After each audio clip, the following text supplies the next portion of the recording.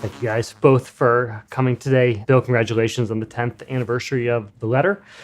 Thamara, thank you for joining us here. You're a senior at Hunter, and you're a Rhodes Scholar. First of all, congratulations, one of 32 in the U.S. You'll be in England for 2 years studying at Oxford. What would you tell Thamara as she leaves the school realm and enters the professional realm? What kind of advice would you give her on how she should think about guiding her career? Well, certainly there will be more data to take these questions of social science and education and sort of say, what pathways are working and what pathways aren't working. And so, getting interested in data and how we can find patterns in data, it's not necessarily to be a computer scientist or anything, but the social sciences will be way more data driven. I don't think there's any risk that this idea of looking at outcomes and helping things be more just, there are going to be plenty of jobs. The world will be richer, hopefully, in many countries. And at most times, that extra resource will be applied towards these issues of equity that have been so entrenched and so difficult. I don't think any robot's going to be doing any of the things that she aspires to do. And, my overall view of AI is that it's, 90% good. And if government takes advantage of the new opportunities, it's 95% good. McKinsey had a report recently that said by 2030, about a third of people in advanced economies will have to totally change occupations. That it's not a question of jobs disappearing, but a question of jobs just fundamentally changing. Are you ready for that? Do you think your peers are ready for it? How do you guys think about it? I think we have the benefit of having grown up in a generation where we were introduced to a lot of change and technology all at once. So I think we're a lot less hesitant to adapt to changes in technology, which I think will only work to our benefit in the long run. Whether it's, socially or professionally, I think we are a lot less resistant to those changes and a lot more adept at adapting with those changes when they come. So I know people who got into college and wanted to be, physics majors. And there's a traditional way to learn that. But nowadays, physics majors have to code a lot. So they take computer science courses. They learn how to code to get their results about what they're looking at in space. And they, host hack days and things like that. So I think every field is adjusting. And I think our generation is apt to adjust along with it.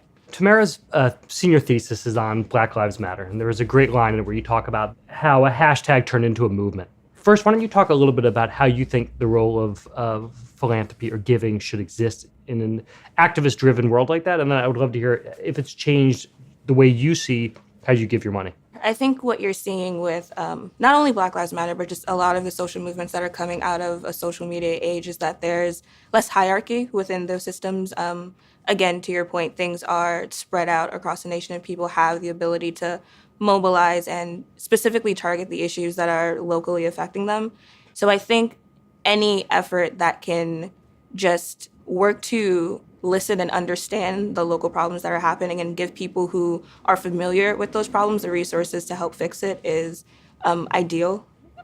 Just allowing people to be the writers of their own narrative and helping them bolster what they need to accomplish rather than taking it over is ideal, I think, in those spaces. Well, a lot of these movements are political, so it's not so much about money as it is about getting out and voting for candidates that embody the values that you believe in. And it would be great if the voting rates of minorities, the voting rates of young people would go up to match or exceed the older groups who, in a democracy, they are more represented because they vote.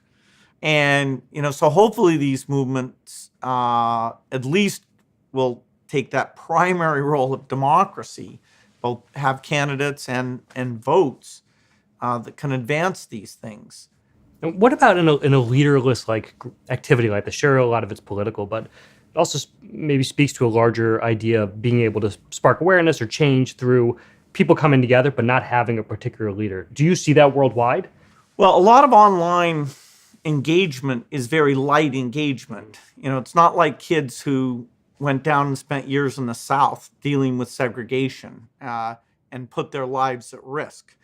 Online, the risk is that there's so many different movements that you're engaged for a bit in one, but then the next one comes along. So this generation has to define, how they draw activism in. I tend to think that having leaders is a good thing. Maybe they'll prove me wrong. I do think people do underestimate the ability that social media has to mobilize people who are on the ground. So I think you brought up Ferguson, and that's a perfect example. A lot of media attention was focused on Ferguson in those first days, and for better or worse, that media attention was both positive and negative in a lot of different spaces. But the people who were on the ground in Ferguson, were there for months, and I don't think that got as much media coverage. And I think a lot of what happens in social media is giving people the ability to collaborate when it comes to just activism in general. So I know there is the idea that there's this culture of like clicktivism, like we like things and we post things, but then that's where the activism stops. And I think social media does have a powerful way of allowing people to get collective action on the ground in a way they didn't have access to before. And I think that's coming up in our politics too. If you look at the last election season and how many people of color, trans women, women in general got out to actually, hold office. I think the traditional model is, again, mobilizing the vote, but actually getting people who represent you through your identity and through your ideas in the office is something that's happening. It happened a couple months ago, and I think it's going to happen in 2018 in November when it comes to our elections. There are more women running than ever before. And I think the ability people have now to directly have access to people who would be their supporters in a way they might have not before, even if they don't have as much money as traditional candidates would, is essentially really important. And I don't think we should, underestimate the power of social media to, I guess, start from give power to movements that start at the ground level. Something that's been coming up quite frequently is this question of universal basic income or guaranteed income.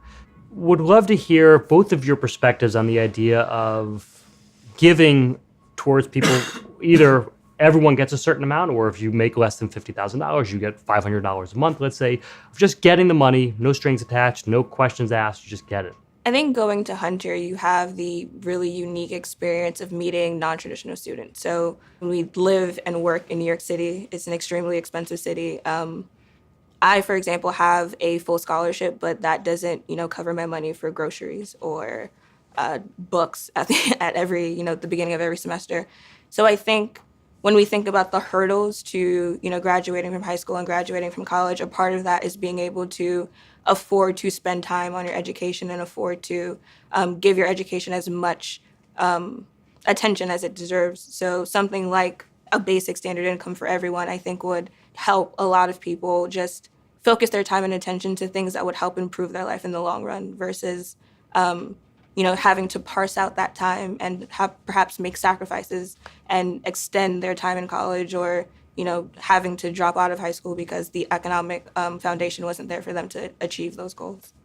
Well, it's a simple matter of resources. Do we have so much resource that somebody who's able-bodied, has no children to take care of, that we should divert resources to them and not expect them to work to live at a certain level, while the safety net for single mothers, kids with special needs, older people, take anything, housing, food, we don't have enough that we're taking care of those needs. And if you take away the productivity where you're saying, hey, you don't need to work at all to make this level of income, then the goods and services in this society are quite a bit less than they would have been otherwise.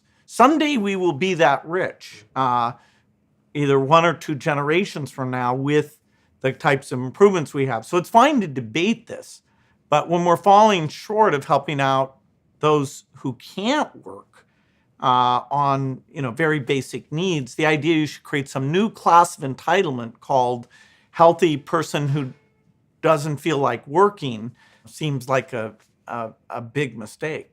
And even if it's not so much that it doesn't, that you still have to work. It just is a extra something that comes to you to maybe not have to make a decision between buying groceries or. But to whom? The question is, does it go? Our safety net's not good enough today. And unless you found a gold mine that you want to tell us about, these are all zero-sum trade-offs. There is finite resources in the world. And so, go visit those people I visited in Atlanta and meet them where they are single mothers dealing with kids' challenges and no real problems. If you have some new class of recipient, which are, single able-bodied people that are in the job market today, and you want to say, no, don't work. Don't work. We don't need nurses and teachers and drivers and things like that. You must be working off a different economic equation, or you must be taking it away from those who are less able. The safety net has gone up in this country, thank goodness. Over the last 100 years, it's gone from nothing to modest. It's very complicated because it's very vertical. The amount of forms you have to fill out and things, makes it hard to access for some people. But we're just not rich enough to say that, you want to screw around? Hey, no sweat. Hey, we'll make sure you have a good time, and we'll give a little bit less to these people who have serious needs. Well, I just think to your point, and I can see you thinking through the logistics, which is why you are you, and we are probably thinking, idealistically. But I think to your point, it's a lot about making sure those single mothers and those people who are struggling have just like a little bit more, because those people are, perfectly able-bodied and they're working, but wages are low and rents are high and, things are hard for everyone. So I think to the extent that we can help even those people more and help everyone more is ultimately, ideally, the goal. Maybe this is a tough question that you can tackle next year. Well, there are policies like the earned income tax that actually could be made way more generous, that help people who work not be so resource constrained, and particularly when you apply that to households where there's children. That's a very positive program, but it's not universal. It is a targeted thing. Bill, Thamara, thank you very much for joining us today. This was terrific.